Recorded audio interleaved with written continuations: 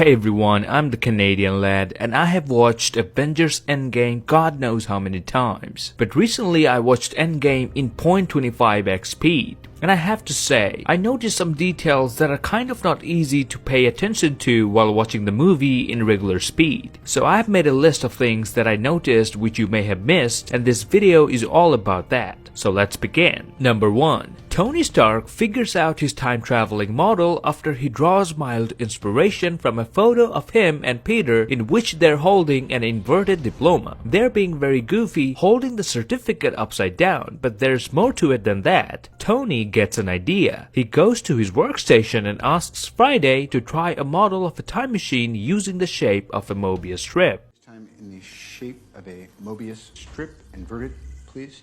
Processing.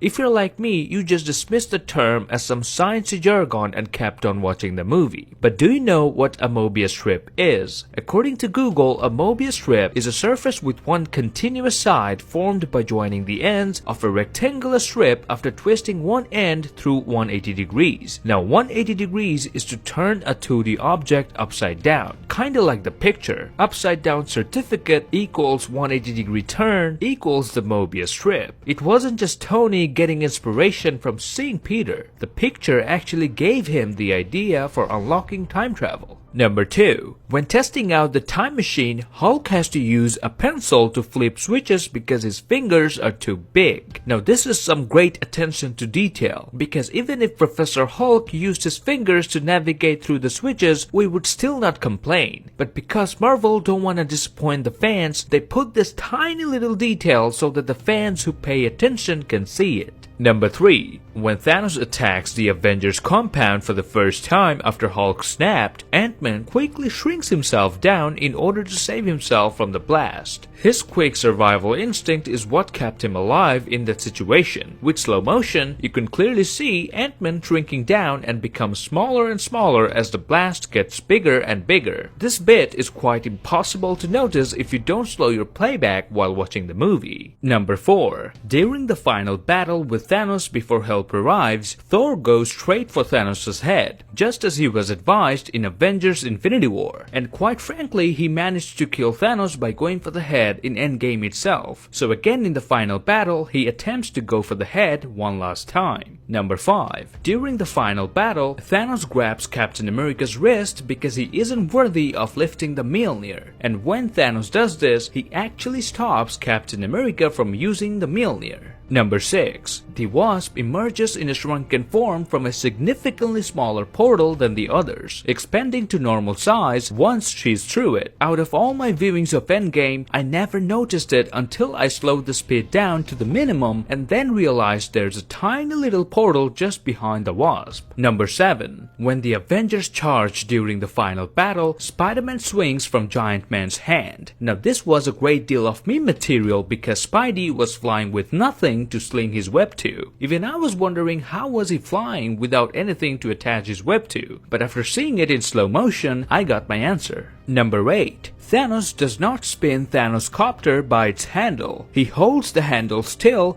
and the blade rotates around the handle, so it doesn't go against everything in physics if you see it in slow motion. Number 9. Pepper fires at nothing.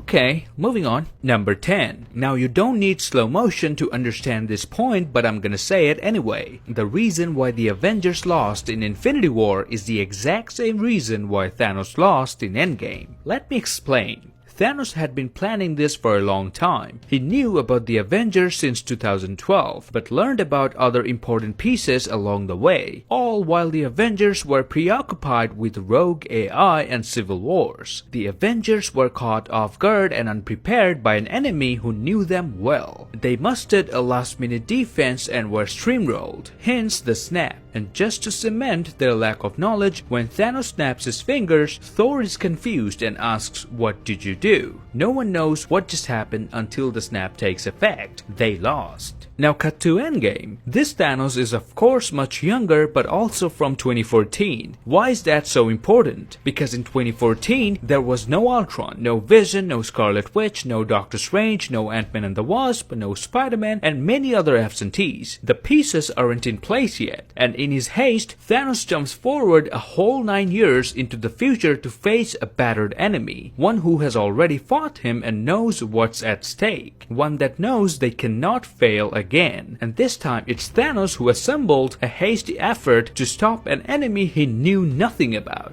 Everyone present knows that the fate of the universe rests upon their shoulders. Not that they weren't giving their all before, but this time they will give more. My favorite line in the film hints at this table turn. Wanda says, "You took everything from me." Thanos replies, "I don't even know who you are." Wanda then says, "You will." So yeah, in short, the Avengers in Infinity War were unprepared and going up against someone who knew them well and had planned carefully. And in Endgame, Thanos went unprepared against a foe who knew him well and was prepared. In the words of George Lucas, it's like poetry, so that they rhyme. Now if you like this video, please give a thumbs up and grab the subscribe button and turn your notifications on. I really appreciate your support and contribution to help grow this channel bigger. I'll see you lads in the next one.